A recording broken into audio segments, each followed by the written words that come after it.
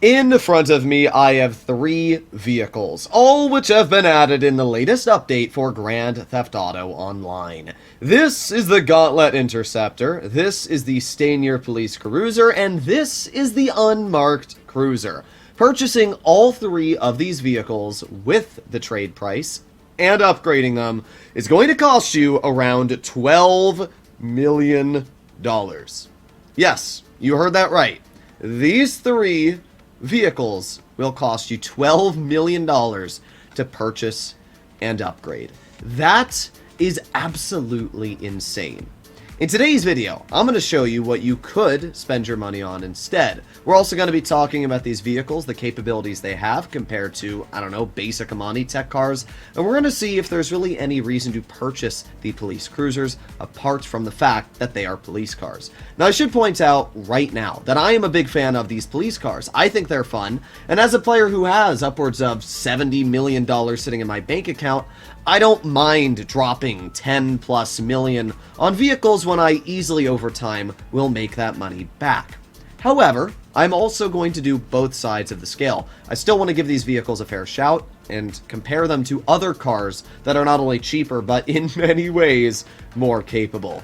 So let's get into it. In front of me, we have a bunch of different vehicles that you could own instead of purchasing these 3 police cruisers. Starting off, we have the Armored Kuruma. This is a pretty cheap purchase at $550,000, features bulletproof glass and overall fantastic protection. We have the Future Shock ZR380. This is going to set you back about $1.5 million. It's got fantastic customization. It's one of the fastest cars on PC, and once again has bulletproof glass on the front with also survivability against missiles. Speaking about missiles, we now have the Amani Tech Buffalo STX. This is also a $2+ million purchase once you've gotten it upgraded. This vehicle features fantastic armor, can survive upwards of 10 homing missiles. It has a missile lock on jammer, so you can't aim on it. It's also got semi-bulletproof glass, which you can see right here. It can seat 4 people. It's incredibly fast. It's got great handling. So, another great purchase. We have the Rogue. This is a $1 million plane. It features an explosive machine gun, missiles, flares. It can seat 2 people and survive upwards of 3 to 4 explosions. We have the Deluxo. This is a $4 million flying car. Features some of the most dangerous missiles in the game. It's fast on the road at 127 miles per hour. It can fly. It can hover. It's absolutely amazing for completing missions. And this, well, this is the Kosatka. The Kosatka is an absolutely massive submarine, which comes in at the price tag of $2.2 million. Not only can you get the Kosatka, but you can also purchase the Sea Sparrow, which we can spawn in going to service and vehicles, Kosatka, and going into our interaction menu. You can purchase every single one of these vehicles that I have just showcased for the same price as those 3 police cruisers. And it is kind of insane when you look at it from this perspective. I mean, you can not only have a way of making money, but you can also literally have all of these vehicles, which are incredible in any different situation. Or you can have a simple police car. Once again, before we break into the next segment of today's video, you can spend your money on whatever you like in GTA Online, and I'm not judging any of that, because as I said, I have personally purchased these police cruisers as well, and dropped upwards of $12 million. Today's video is for those players who want to get these police cruisers, but maybe haven't yet, and don't own, for example, the Buffalo STX. So let's compare the two.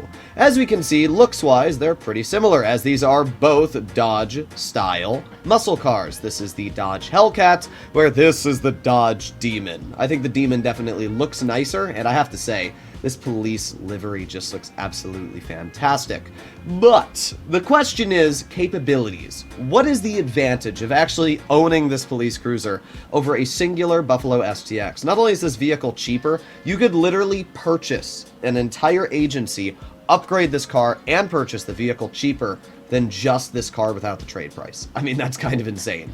So let's start off with bulletproof protection. Starting, we're going to shoot the Gauntlet Interceptor, and as we can see, this glass is not even remotely bulletproof. Anywhere you get shot, it is going to instantly shatter, and that is obviously the case for the rear as well. So in terms of protection, very, very little. If we shoot at the Buffalo STX, well, it actually does feature a somewhat bulletproof glass. It lasts 27 rifle rounds, which is alright, but as we can see, it will be able to survive at least a little bit of a beating, which is definitely 1 point to the Buffalo STX. Okay, how about explosion resistance? Well, I'm gonna be honest, this car cannot survive much. Yep, you saw that, 2 pumps from an explosive shotgun, which is the same as any armored vehicle.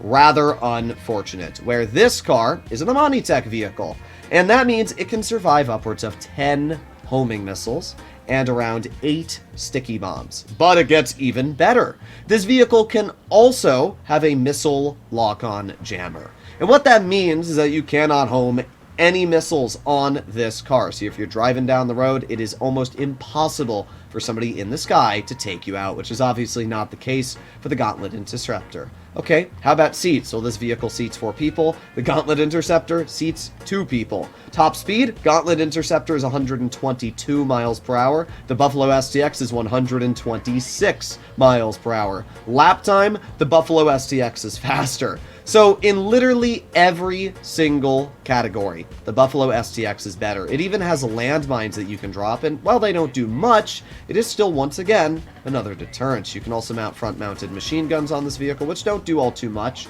but it is still an additional way to just cause people to back away. So yeah, in terms of capabilities, the Buffalo STX literally is better in every single category compared to the Gauntlet Interceptor. Alright, let's take it down a notch. This is the Schafter V12 Armored. It is one of the cheapest armored vehicles you can purchase in the game, coming in at around $200,000, and with upgrades probably closer to $500,000.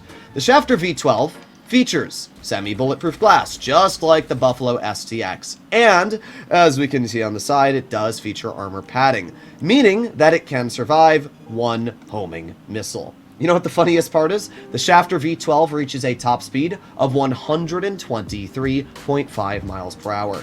Once again, giving it a higher top speed than the Gauntlet Interceptor. And even funnier than that, it has better lap time and overall handling. It's a 4-seater, which means you can have friends hop in this car, and it's actually in the sedans class and not the emergency vehicle class, so you can pull it out in missions. Overall, the Gauntlet Interceptor, it's a really cool vehicle. Don't get me wrong, I'm a big fan of it, and there's a reason why I purchased it the moment it came out. But I also wanted to make today's video to point out that it is complete bullcrap that Rockstar has put a $5 million price tag on a singular cop car, and I didn't even bother comparing the other 2 vehicles, which is the Steyr Police Cruiser and the Unmarked Cruiser, which are also very expensive. The Unmarked is $3 million and the Steyr is $3.5 million. Why are they so expensive? There's literally nothing about the vehicles apart from the lights and sirens that makes them unique. And it's absolutely stupid, in my opinion, that Rockstar is trying to get this much money out of vehicles that literally should be $1 to $2 million at max. Especially because that price tag isn't without even upgrading the vehicle. You're probably going to be spending at least an additional $1 million to upgrade something like the Gauntlet Interceptor. I mean, heck, you can buy an Oppressor Mark II for $8 million, or you can buy a Gauntlet Interceptor for $5 million and then upgrade it for an additional $1 million. So, yeah, I don't know what to say. Personally, I'm pretty disappointed. I think the cars are cool, but there's nothing unique about them. It would be awesome if Rockstar had made it so that you can't get cops while driving the vehicle, or they had special police equipment which allowed you to, I don't know, have special protection or something unique. But the cars are nothing unique. They have no special abilities apart from lights and sirens, and there's just really not much of a reason to buy them apart from the cool factor. I mean, I'll be driving them around. They are definitely one of the cooler vehicles that Rockstar has added, but as I said, I'm just personally disappointed that they're trying to milk their player base as usual for every single cent and dime they make. It's a little disappointing. Hopefully you enjoyed today's video. Let me know in the comments if you agree with my take or you disagree. Do you think that it's good Rockstar is pricing these vehicles at ridiculous levels? I mean, I personally don't. I think it's bad for the game. I think it sets power creep, but at least you don't need the cars. That's what I will finish off with, is at least you don't need to purchase the vehicles to really achieve anything in GTA. But it is still really annoying that people that might not have $10 million lying in the bank account can't get their hands on 3 simple police cruisers. The funniest part is that the Gauntlet Hellfire, which is literally almost the exact same vehicle. I mean, all Rockstar did was they took the Gauntlet Hellfire and then put some police liveries on it and a light bar on the roof, and that's about it. In terms of everything else, well, I actually have to say the Gauntlet Hellfire is better. It has a higher top speed, it's in the muscles category, so you can actually do races in it, and the customization is actually just as good, if not better, for the Gauntlet Hellfire. So it's actually rather disappointing what Rockstar's done here. I don't know. I'm just a little disappointed in the police cruisers. I think they would have been a little bit better, and I think they should have been a lot cheaper. But let me know in the comments down below what you guys think. Do you agree? Do you disagree with my opinion? I don't know. That's what today's video is for. I'll see you all in the next one. Bye-bye.